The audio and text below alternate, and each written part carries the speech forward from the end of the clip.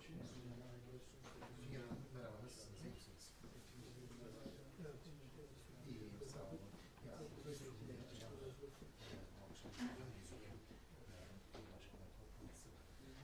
Başkanlarına herkese web sitesinin nasıl olacağını, genel içeriğini göstermek istiyoruz. Ve doldurması. Şimdi şeyde, bayan geçine, bir şey var. Yani, nasıl olacak? Nasıl olacak? Böyle gösterirler. Bu sitenin nasıl olacağı ile ilgili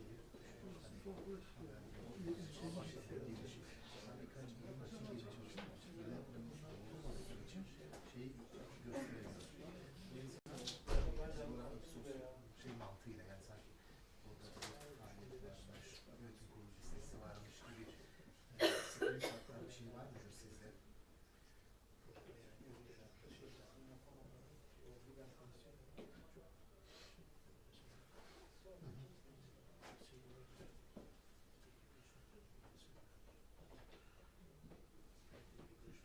Lütfen, lütfen. Olursa çok memnun olurum. Çok sağ olun, çok teşekkür ederim.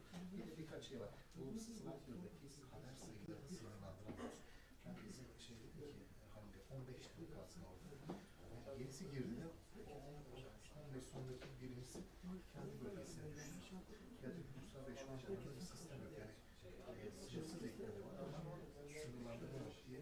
Orada çözüm getirebilir miyiz?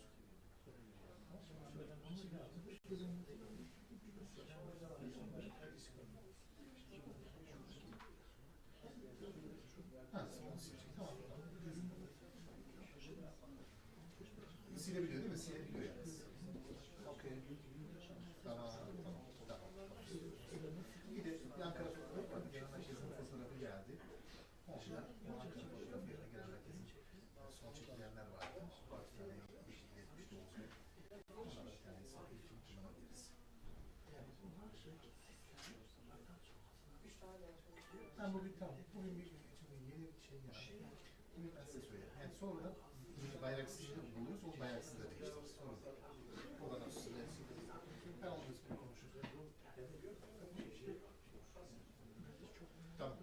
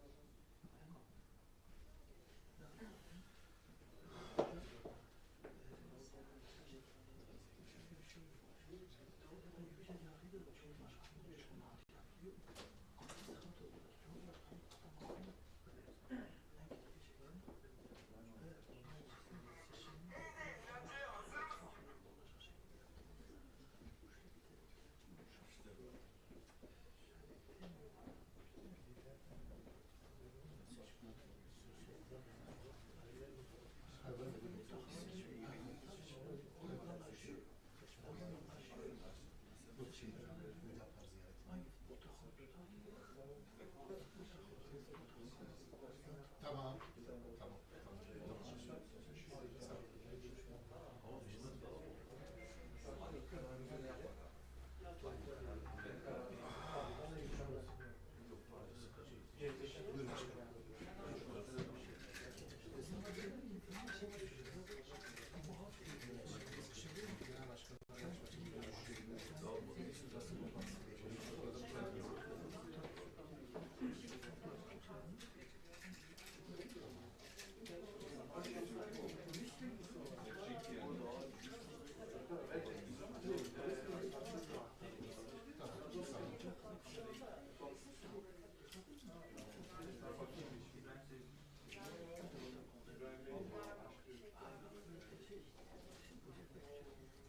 Ama gelecekten habercilik şunları yapıyor. Çoğunlukla AVM'ler bakıyor. Bence konuşuruz başka. Aynı mahkemenin diğer kameraya gerekçelerle açıkça çalışmaktadır. AK Parti Twitter'lama.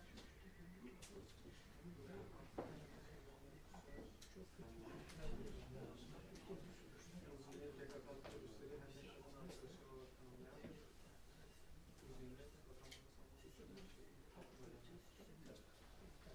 vatandaşlar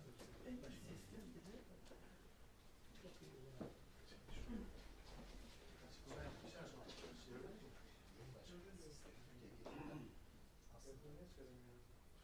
Eski Sovyet coğrafyasındaki başkanıyız. Siyasi bir durum. Azerbaycan'da, Türkmenistan'da, Rusya'da, burada hiç kalmış olduğunda biz kendimizden açıyoruz. Türkiye'nin bu bölgede bunlar yapıya kabul ediyor. Ama böyle olunca meclis yapıya kabul ediyor. Ama böyle olunca meclis eski Anadolu sistemi her konu gelebiliyor. Yani böyle bütün bölgeler ve bunu içine çıkarıyor.